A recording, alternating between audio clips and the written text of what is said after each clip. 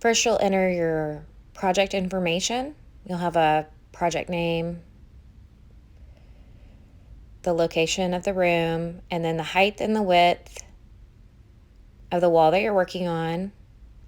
Select the shape of the tile that you're working with, and then put in the size of the tile, and then pick from one of the patterns that's available in. You'll see I'm working with this tile right here. It's a radial cut of a hexagonal. You can adjust it at this point so that you have like a full tile at the top or at the bottom, wherever you're going to want it. And then I'm going to add in what I have labeled as a blank wall. A blank wall, I'm touching it right now. You can't really see it, but it's resizing. Works as an overlay or works as the area that would not have any tile on it. Once I fill it opaquely, you will see it covers up some of the tile area. The left bottom corner is the part of each object that allows you to stretch and make it larger or smaller. And if you're touching the object in the middle, you can just move it and it will not resize. The measure function on the left-hand bottom corner will allow you to see how big something is whenever you import it. If you back out the numbers that are located in the measuring tool, change it to what number you need it, and then hit done, it will resize the object for you to scale. I'm going to grab a sink base cabinet and put in a vanity. Everything comes in transparent. And then you fill it with color. I accidentally duplicated it. So I'm going to fill it with color.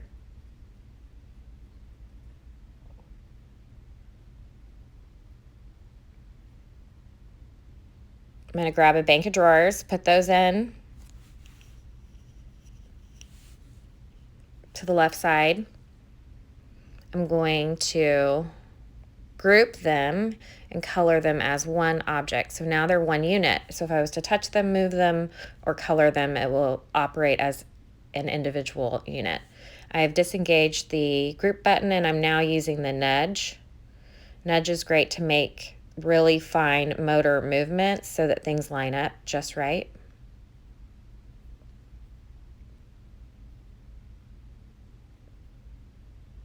I've pulled another blank wall and I'm going to make it transparent this time.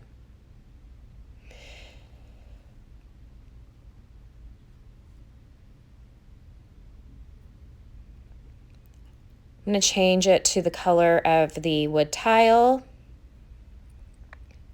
And then I'm going to change the opacity slider so that it's transparent so you see the pattern through it. And I'm going to send it to back. Each object that you put in is going to fall on top of the object that was put in before. So for example, I'm putting in a frame, I'm going to color it, and then I'll grab the same shape where it's filled with white and overlay it so it'll look like a mirror. Some of these mirrors are already set up that way. This one I'm just using as an example to show you the concept that when something is put in first or second, it overlays each other. You can change color by picking the object and adjusting your color wheel. All right, I'm going to delete those.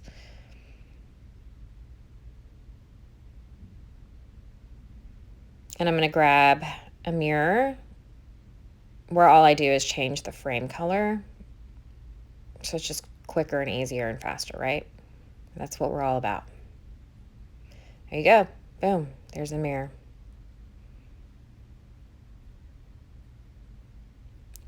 I'm going to need some light, so I'm going to grab a light fixture. I'll color it.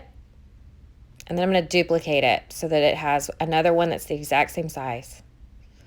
There is a pink guide bar that shows center that allows you to line up your objects so that you'll see that the center of one object would line up with the other.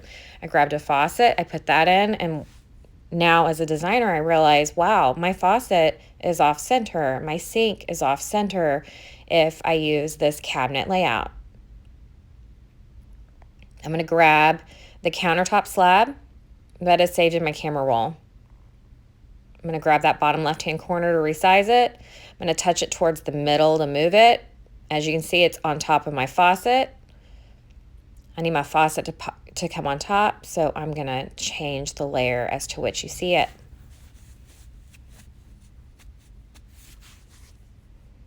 All right. I don't really love that everything's off center, so I'm going to go ahead and just make that sink bank of drawers thinner.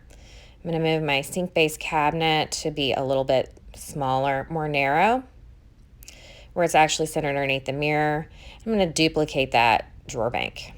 Just put that on the other side. It's all the same color because I'm duplicating items. I have the overlay to give you color, and then I have a blank wall above. But I'm going to show you how to add in some other things too.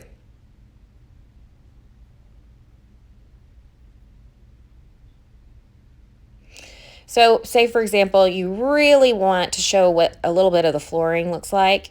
You slide everything up just a little bit.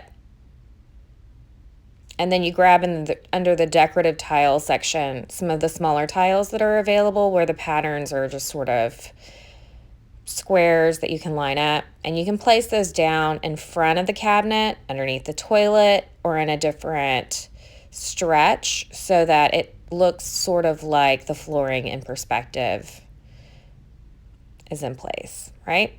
Like that. If you want to do that.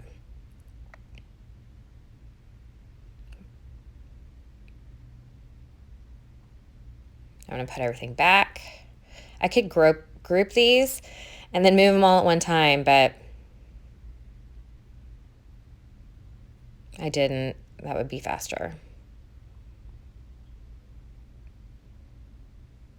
All right, so you can measure. There's the measure function again.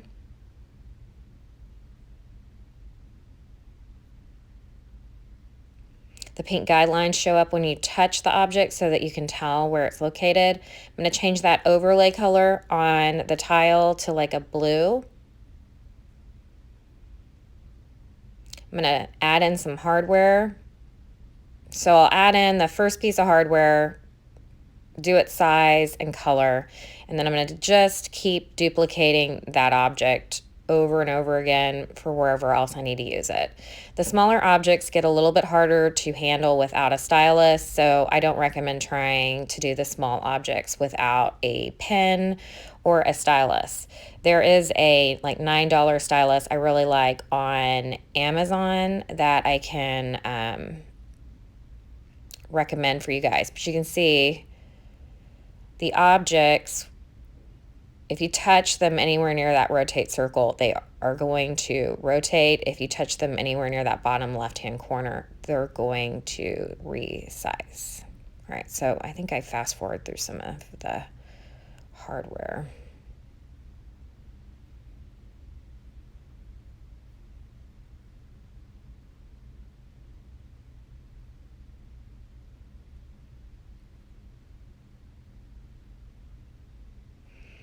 So next, what I want to do is I want to add something that's real, right? So this is a picture of wallpaper that I found online. And what I did is I took the picture, cropped it, and then I am able to kind of line up the pattern and place it into the room so that you can see what that looks like. Okay?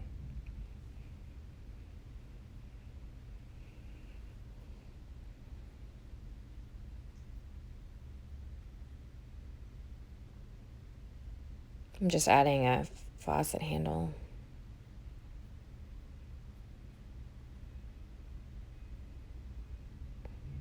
There's lots of just generalized shapes in the program so that you can build sort of your own look. I'm going to group the hardware, then duplicate it, and then move it as a group. It's just easier that way. Makes life easier.